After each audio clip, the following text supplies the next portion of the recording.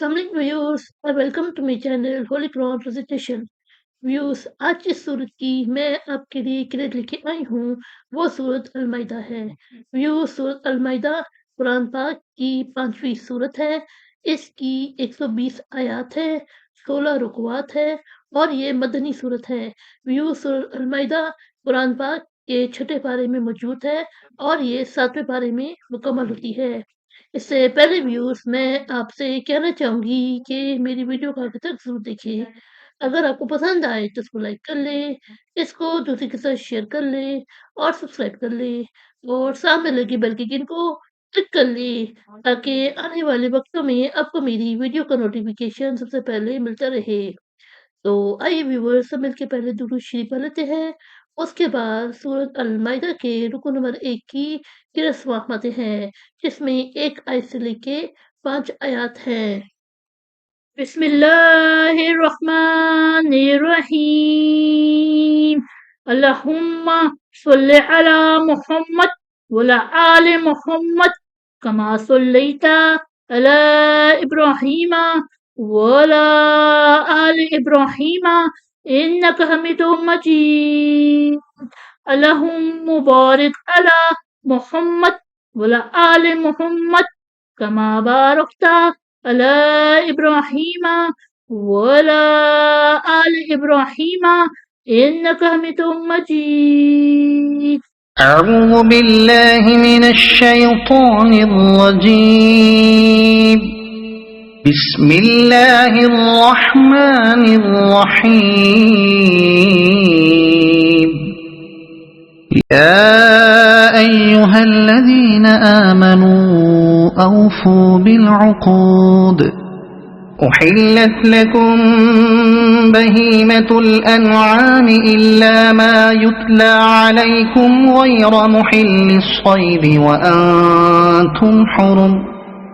إن الله يحكم ما يريد. يا أيها الذين آمنوا لا تحلوا شعائر الله ولا الشهر الحرام ولا الهدي ولا القلائد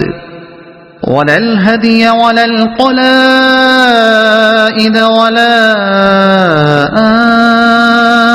آمين البيت الحرام يبتغون فضلا من ربهم ورضوانا. وإذا حللتم فاصطادوا ولا يجرمنكم شنآن قوم أن صدوكم عن المسجد الحرام أن تعتدوا. وتعاونوا على البر والتقوى ولا تعاونوا على الإثم والعدوان. واتقوا الله إن الله شديد العقاب. حرمت عليكم الميتة والدم ولحم الخنزير وما أهل لغير الله به والمنخنقة والموقوذة والمتردية والنطيحة وما أكل السبع إلا ما ذكيتم وما ذبح على النصب وأن تستقسموا بالأزلام ذلكم فسق. اليوم يئس الذين كفروا من دينكم فلا تخشوهم واخشون.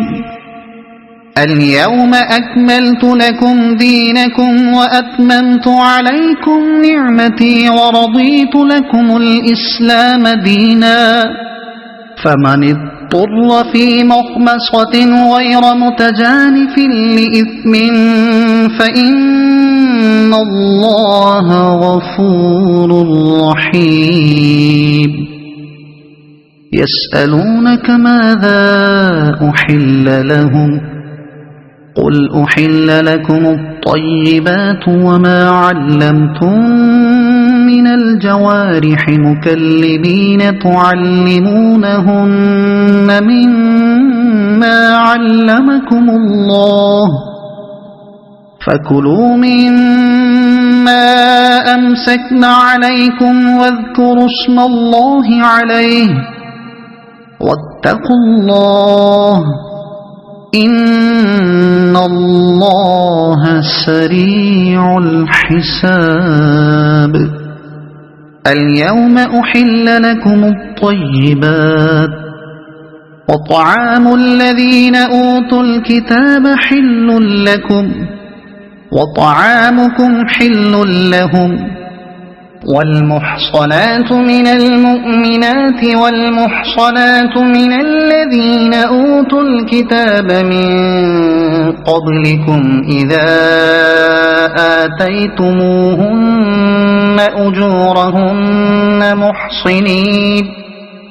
أجورهن محصنين غير مسافحين ولا متخذي أخدان ومن يكفر بالإيمان فقد حبط عمله وهو في الآخرة من الخاسرين صدق الله العظيم